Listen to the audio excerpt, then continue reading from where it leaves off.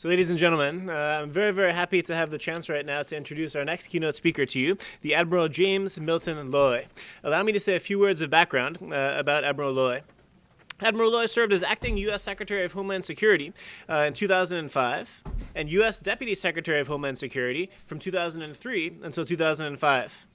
Prior to his appointment as Deputy Secretary, he served as the second administrator of the Transportation Security Administration from 2002 until 2003, and before that as the Commandant of the Coast Guard from 1998 until 2002. Additionally, Admiral Loy is active with both the Cohen Group, a firm providing advice to corporate leadership and assistance in marketing and regulatory affairs, as well as Lockheed Martin, an American global aerospace, defense, security, and advanced technology company with worldwide interests. Admiral Loy's lecture topic today will be Leadership Essentials in the Post-9/11 World. Ladies and gentlemen, please join me in a very, very warm welcome for Admiral James Milton Loy. Thank you.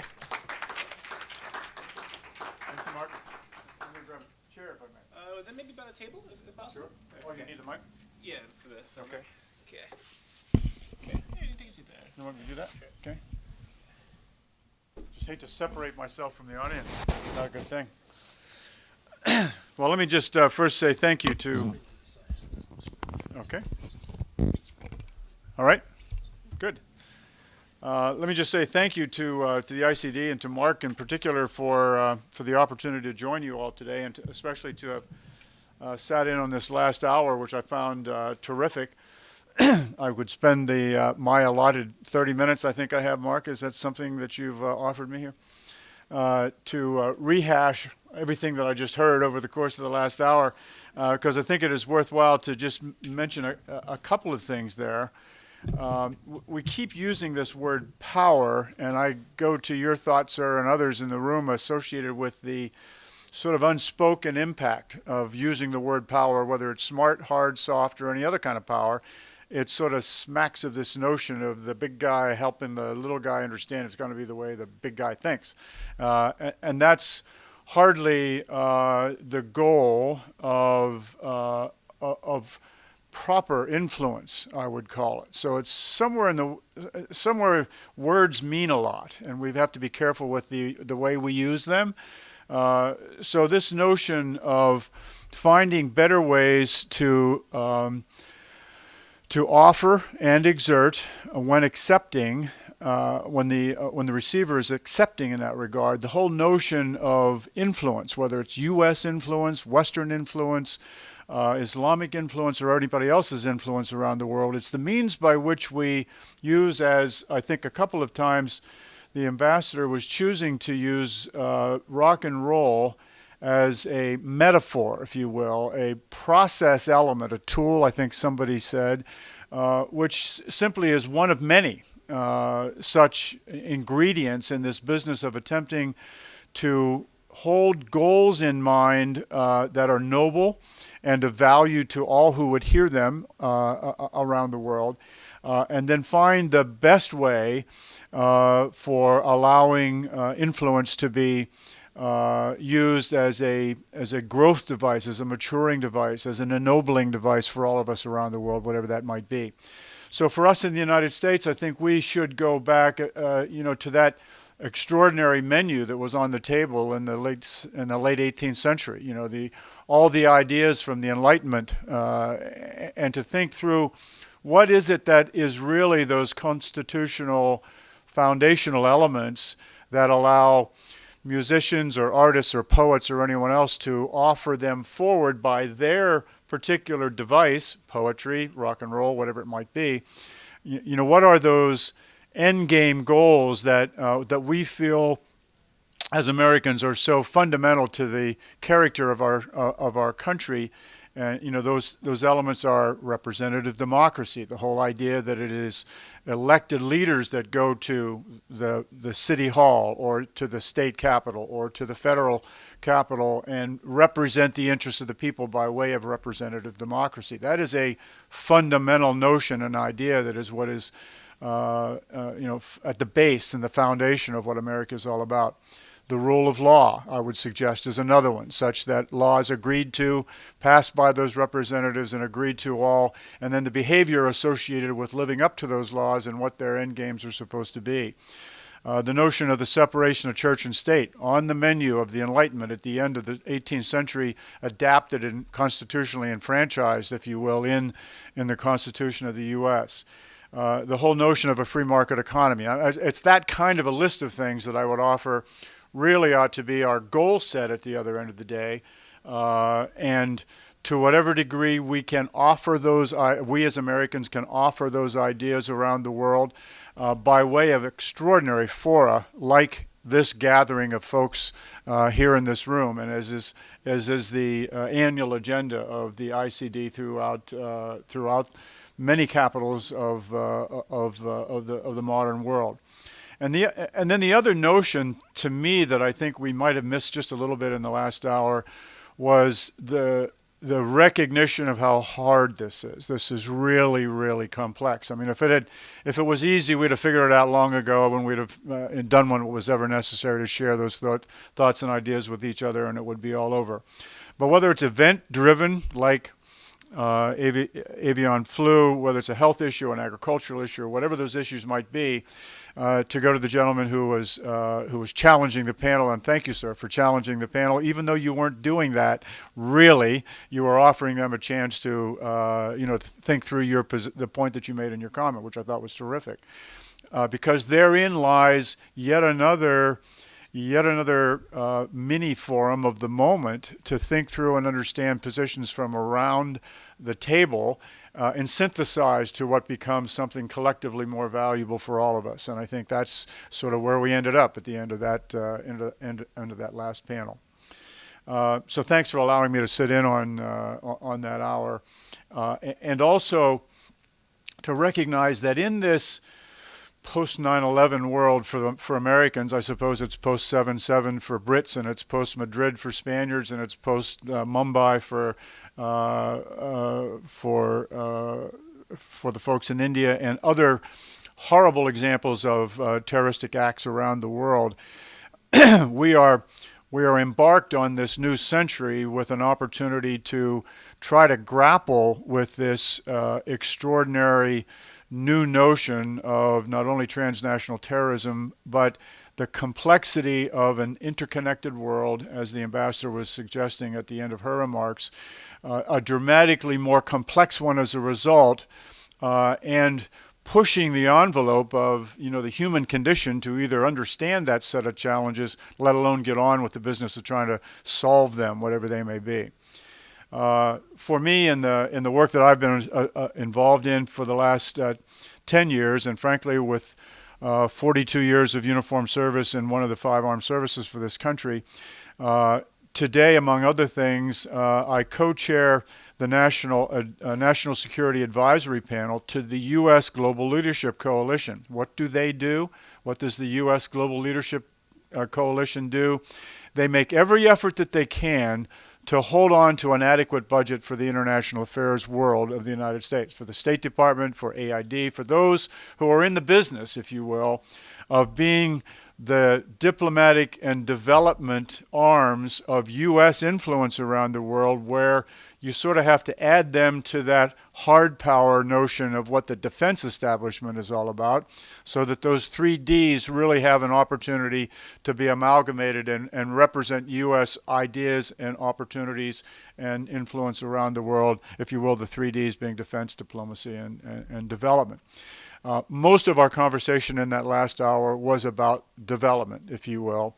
But as I see the rest of your agenda, not only what you've already been through today, but what you will go through tomorrow, which I think is over at Johns Hopkins or wherever your new venue will be tomorrow, an extraordinary chance for those of you who have chosen to take advantage of it to think again, to talk about, to hear ideas from this notion of what can become the synthesized influence process of making this a better world for all of us to live in, and recognizing that this post 9/11 security environment, with its 24/7 news cycles, with its Twitters and its Facebooks and all those things in the internet that challenge all the purveyors of influence wherever they may be around the world, and for whom they speak, to recognize the complexity of what it is that we're trying to get done at the same time.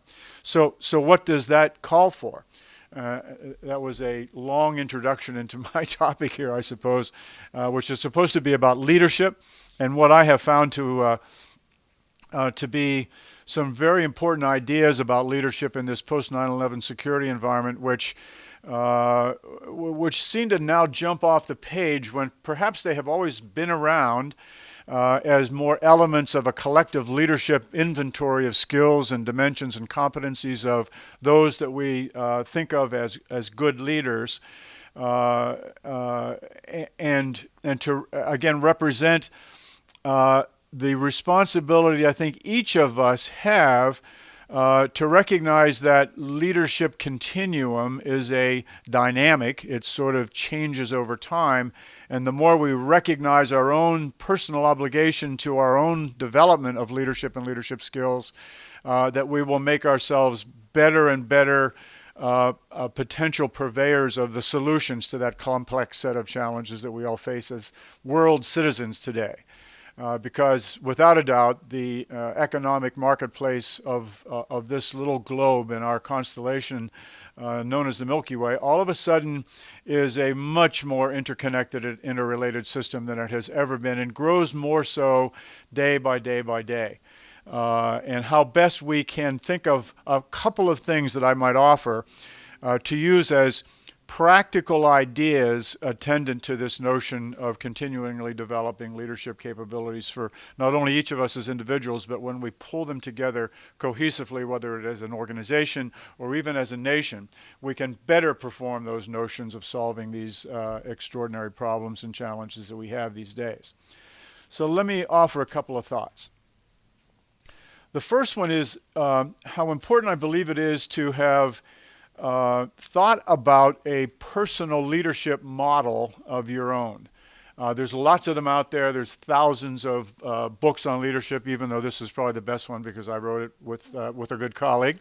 But the notion of people who have thought about leadership and what constitutes the dimensions of good leadership can, I hope, for you all, find a way to be simplified in a relatively simple, understandable and consumable model that you sort of force yourself as an obliged person who must have such a thing to increase your potential to be a contributor in this international challenge set of problems. So I will offer you a quick explanation of one that I sort of borrowed, and I suppose when borrow goes towards 25 or 30 years, maybe I did steal it from President Eisenhower, from General Eisenhower. General Eisenhower suggested when he was asked about leadership, he suggested that there were three fundamental elements to the notion of what constitutes leadership. He said the first element is your native ability. Each of us, whether it's about DNA, whether it's about genes, whether it's about whatever it is, sort of is born with what he would call sort of a capacity to be a good leader, sort of one way or the other. And some of the things that are there, you can't really do an awful lot about. If Chris and I wanted to go down to the pharmaceutical store here, CVS or Walgreens or one of those stores, go back to the back of the and ask for the manager and say, where can I purchase 10 more points of IQ? I think he would probably throw us out of the store because he doesn't sell IQ points there. We get that in some fashion as part of this native ability notion that Eisenhower represented as certain ingredients of your capacity as a leader that you're sort of born with. So intelligence, hard intelligence, IQ-oriented intelligence is a bit of that capacity. Another one might be energy level. And you know and I know that there are those folks that you deal with very routinely that are on either end of that spectrum. Some folks sort of need their third cup of coffee in the morning before you can even talk to them cogently about any damn idea at all. And others seem to find a way that, they got a battery pack on the back of themselves that are instant and constant energy sources for anything that's going on in the office or in the church or in the wherever it is that you're working with them. So there is this sort of spectrum of energy level that is part and parcel of what we're born with, and you can't change that very much. A third one might be something about an inclination towards taking risks. The story I like to tell about risk-taking is I have, my daughter has twin sons, and they're now about 12 years old. But when they were 7 or 8, my wife and I went down. They live in Raleigh, North Carolina. So we went down to Raleigh, and we were going to buy them new bicycles for their birthday. So off we go to the bicycle store.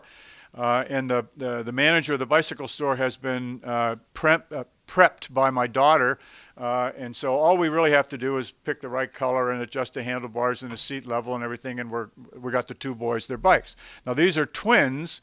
These boys were born a minute apart. I can guarantee by the same mom, and so one would think that they would be pretty much alike. But my God, they're as different as night and day. So we put the bikes on Dad's truck, take the Dad's truck back to the cul-de-sac in which they live. And if you drive into that cul-de-sac, their house is sort of on the other end. And it's as flat as the top of this table to drive right into their driveway, into their garage. That's where they live. But one driveway to the left has a bit of an incline to it up into that garage, and the next driveway a steeper one, and the next driveway is an even steeper one. Now these boys are 6 or 7 or 8 years old.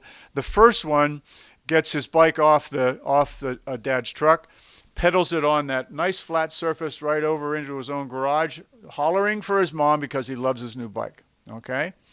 The second one gets his bike off the truck, looks around at the landscape, and he's the red-haired, blue-eyed hellion of the two, and he finds the steepest driveway that he can find, takes his bike up to the top of that driveway, turns around and pedals his little ass as hard as he can down that driveway, slams on the brakes, leaves a big streak of rubber in the cul-de-sac.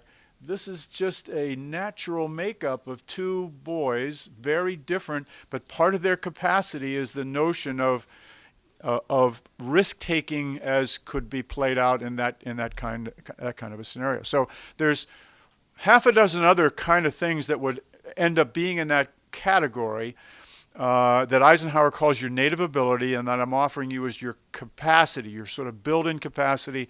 But the one thing that I want to add verbally to you is something about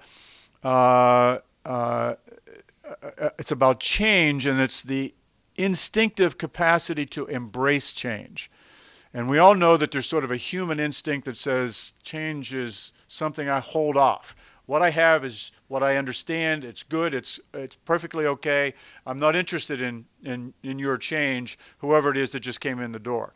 Well, some of those folks with that capacity for embracing change, or who actually like the idea of being an agent of change, there's a spectrum there in that native ability capacity thing that suggests that there are those who are going to resist it, and there are those who are going to embrace it. So this notion of embracing change is part of that native ability thing as well. Second thing Eisenhower thought was a part of leadership was opportunity. His notion was there will be those who get more opportunities than others, and there will be those who would like to be able to thoughtfully think they define their own opportunities for themselves. But he also suggested maybe that's a pretty serendipitous notion as well, meaning that real control elements with respect to opportunity might be your bosses, might be the people that are going to decide in the military service which job you're going to go to next. It'll be influencing folks in your lives, in your life of the past, your pastor, your parents, your teachers. All of those folks have something to say about this opportunity thing. But for us in this little model world that we're building, let's recognize that opportunity is an important ingredient that is it's important in the way Eisenhower's model comes to closure in just a second. So Eisenhower goes on to say, if you can't do much about this capacity thing, your native ability, and you can't do much about this opportunity thing, because that's pretty serendipitous, what you can do is really work hard on what he called the knowledge of your craft. Pick it out. What is it that you want to be? You want to be a poet? You want to be a nurse? You want to be a politician? You want to be a physicist? You want to be a whatever? Because you can go do a lot about that. You can take courses. You can read books. You can seek mentors. You can get assistance along the way. You can get degrees. You can go to grad school. You can do all those things that are investments in what Eisenhower called the knowledge of your craft. Now here's the key thing here. The simplicity notion of Eisenhower's little model is that if you have made that investment, if you have tried hard to get to be as good as you can possibly be at your chosen work, then should the opportunity present itself, you should be at least able to perform up to the full capacity of your native ability. That's the little link that pulls the three things together. So that's an idea. I would add a couple of things to that, and we do that in the book. And the first thing that I would add is that all three of those notions are extraordinarily sound, but if they're not built on a foundation of values, then the whole thing can fall down on you pretty quickly. And so what goes in that foundation of values? It's things like integrity and honesty and hard work, and you can populate that foundation as well as I. But the notion there is, if you're not building this thought pattern of native ability, opportunity, and the knowledge of your craft on a fundamental foundation of values, you're probably blowing smoke from the very beginning anyhow. And then the last thing I would offer is leadership at the other end of the day is often graded and evaluated on whether you got the job done. So at the top of something that you might have as a little pyramid where you have a foundation and you've got walls about capacity and native ability and walls about opportunity and walls about the knowledge of your craft, the roof of that little metaphoric building is performance. And so at the other end of the day, if your model that you choose to think about does not recognize the legitimacy and the rightness of getting the job done at the other end of the day, again, you are sort of pulling the rug out from under yourself right from the very beginning. So let me just set that aside for a moment and ask you to take away this rather simple notion that you and I and each of us and all those around us, I believe, have an obligation to think about such things rather routinely and grade yourself, so to speak, on that package of ideas and find out those areas that are elements in native ability or elements in the knowledge of your craft and get better at them where you can so you can increase your value as a participant in solving these challenges that face us so routinely. Given the short amount of time that I have here, let me just offer two other thoughts. The first one is the notion of change over time. The reason we need people who are thoughtful leaders and thoughtful participants in team leadership and participants in organizational and even national level leadership ideas and performance and execution is that over time I have come to believe that our challenges are actually accelerating in their complexity as time goes by. Think about change as a notion, just simple change as a notion, and then think about the pace of change and the difference between the 1920s or the 1950s or the 1990s or the 2010s and the acceleration of this pace of change, which allows this dramatically more complex international, global marketplace and political set of challenges to be manifesting itself as we see it on the front page and in the 6 o'clock news every night of our lives, let alone for the generation or two that will follow us and for whom we have great affection, our children and our grandchildren, and what it is that we leave to them as unsolved problems of extraordinary complexity that it will take really good leaders to help figure out the answers to. So whether it is the simple change as we sort of accept that notion, or the pace of change as we see it occurring historically, let alone the acceleration of that pace of change, which drives even more, almost another level of challenge and complexity to this set of world issues that we are attempting to deal with, and that you have itemized almost in the curriculum package that is made available you for today and tomorrow. And then lastly, let me give you something that has at least helped me over the course of my almost 45 years of public service, and now a couple of more in this consulting world of the Cohen Group, and working with USGLC and a couple of other organizations as well, including the ICD, as long as Mark continues to allow me to do that. And I would offer there are 4 basic elements attendant to you looking at a problem as a task leader or as a member of a task-oriented group that you should always have in mind. And let me just name them for you quickly. They are structure, process, idea vetting, and people. So let me take those one at a time and offer to you that whatever the challenge is that is in front of you, whatever your personal leadership challenge is that you're facing, if you go and think about making certain you touch the bases of structure, process, idea vetting, and people, and you gain a satisfaction and a comfort level that in fact you have, my guess is you are well on the way towards solving that task or implementing that decision set that you have been asked to lead. So on the structure piece, that's sort of like the boxes on the org chart. There seems to always be someone who is interested in rearranging the boxes on the org chart as a facilitating device to solve the problem that they've been given. All right? 9/11 occurs here in the United States, and we as a nation rush to adding a box on the org chart, the Transportation Security Administration. So I'm also the guy that takes the credit for making you take your shoes off at the airport. So far so good on that one.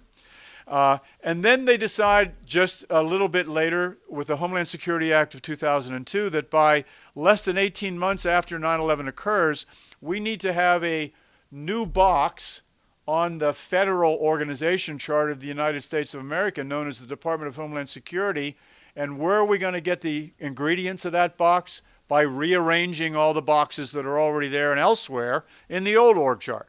So we get some people from agriculture, we get some folks from justice, we get some folks from treasury, we get some folks from transportation, because all of a sudden there appears to be a better affinity for what they do together, and the better affinity is to protect the homeland, to secure the homeland.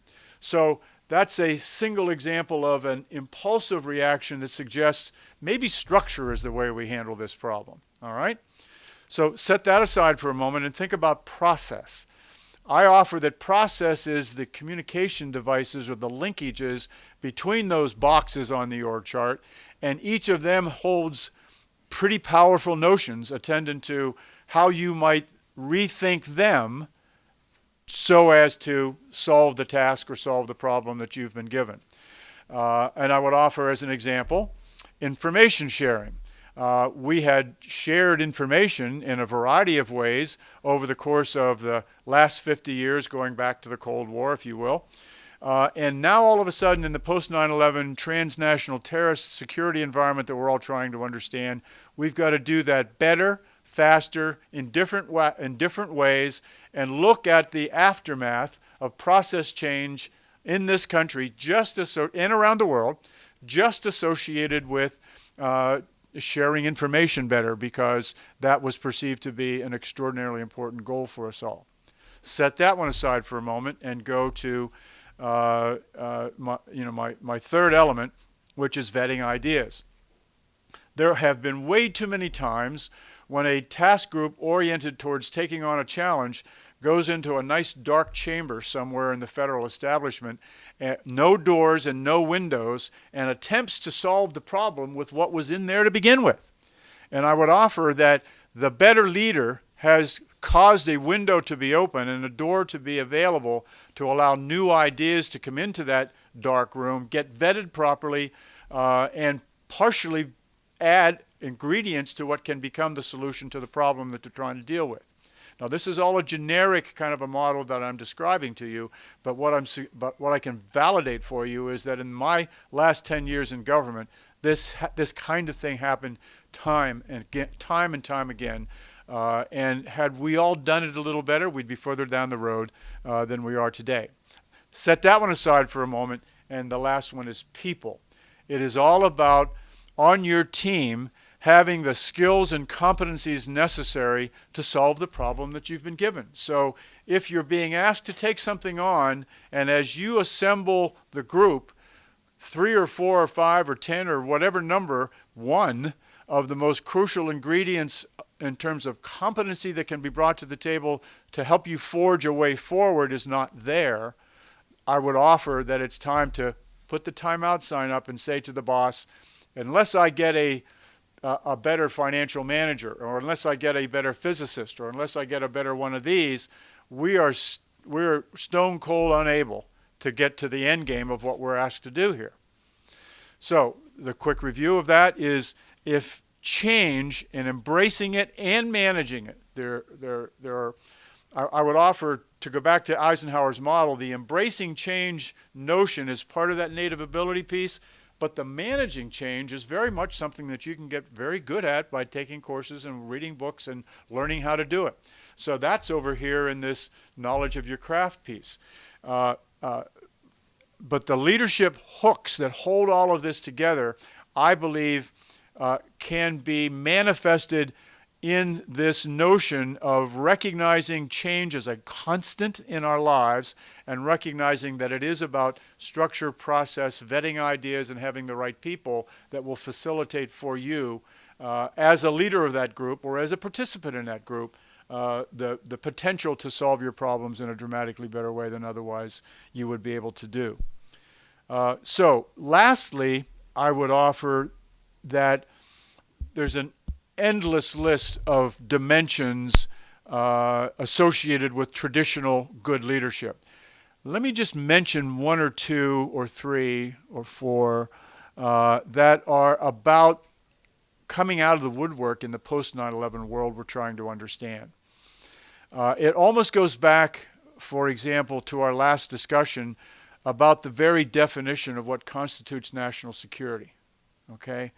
National security 10 years ago, 15 years ago, if there was a meeting in the Situation Room in the White House of the United States of America, the President's House of the United States of America, and it was about a national security issue, the people at the table would be a pretty small group.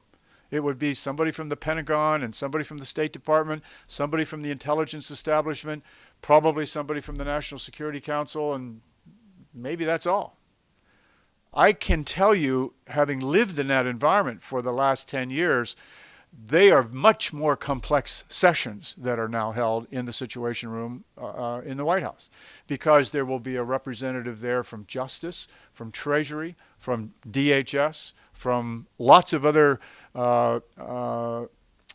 elements of the federal establishment that may never have seen the light of day in a national security discussion of 10 or 12 years ago, because they all compose today impacts associated with what is the impact to the national well-being, not only homeland but overseas, of the security of this country. And my guess is that same kind of an idea recognition is happening in every capital of the world, because the nature of this post-9/11 world that we're attempting to understand calls for such things as agility, adaptability, change management and change embracing skills, and perhaps more than anything else, collaboration.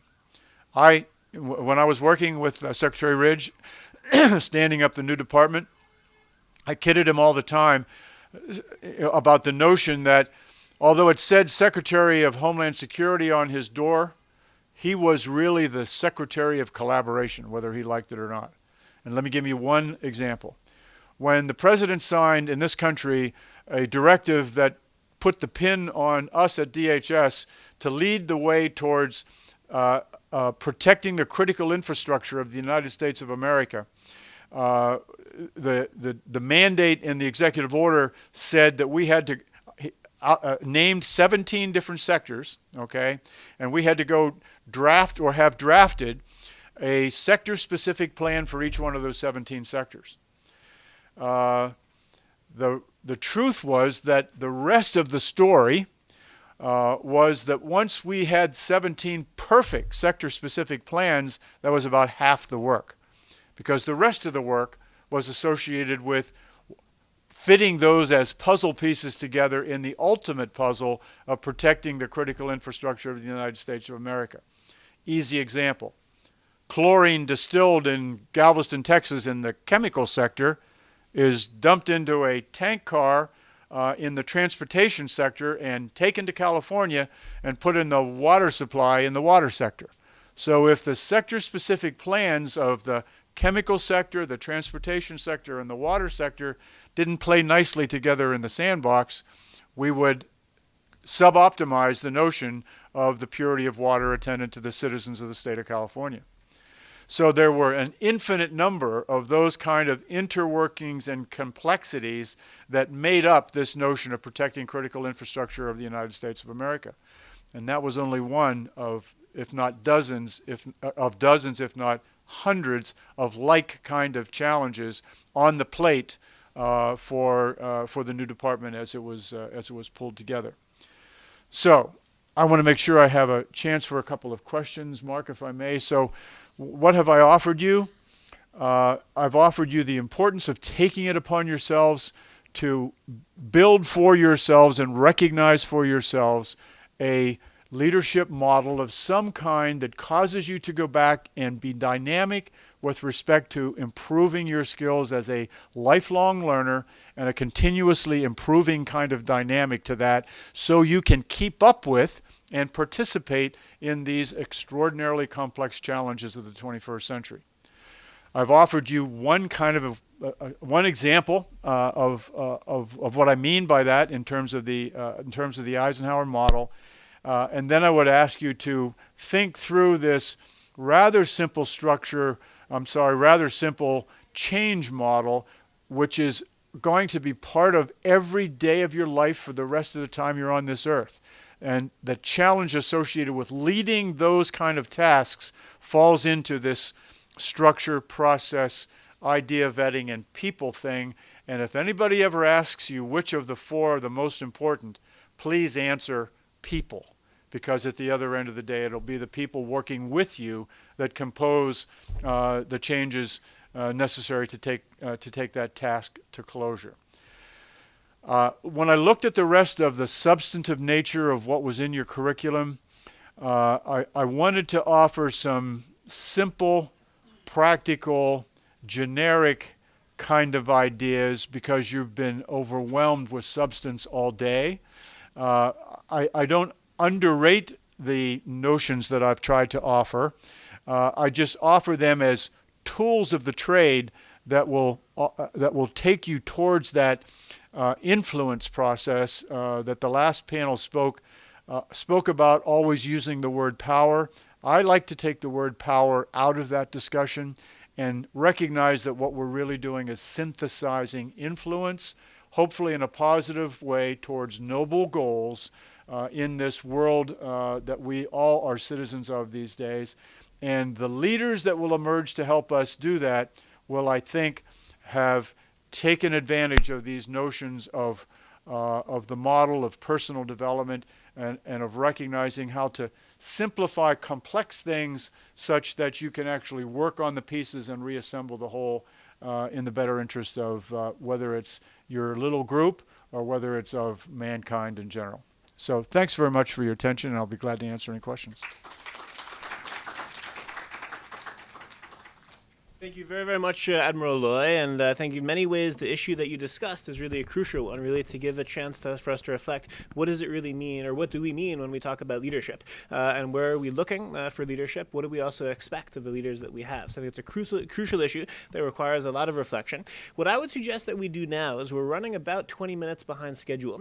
So in Germany, what we do sometimes is there's kind of this World Cafe format in terms of actually interacting, which sometimes allows for even more interaction. So instead of doing a formal question and answer right now, if you have some time, maybe you can actually approach Admiral Loy over a cup of coffee outside, exchange business cards, discuss these issues in a little bit more depth. I think if we try to do a Q&A right now, we'll fail. We'll maybe get one or two run questions. out of break.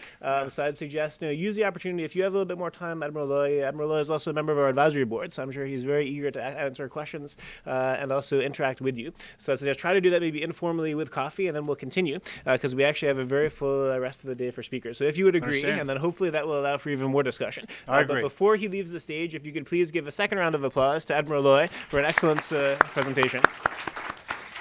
No, thank you very, very much. And actually, the timetable that was distributed to you this morning was actually not quite accurate. Hello, test 1, 2, 3. There you are. Thank you much, and thank you for making us take our shoes off in the airport. Is that all you got out of that last half hour? No. I believe, from being a scholar of leadership, that 9/11, Katrina, and probably the Challenger disaster were organizational failures, not just tragedies. So in response of that, we created Homeland Security, Are we going a little bit too far in over-controlling perhaps our democratic stance by responding to these tragedies in such a manner? Is there going to be a bounce to the middle again? So we might be able to let me offer an example maybe of something that has nothing to do with the post 9/11 security environment or even, well, it has a lot to do with our world today. Because I think the answer to your question is yes. There will be the meter, wherever it pegs itself on one side or another, sort of hunts back for the middle, whatever that means, of the moment.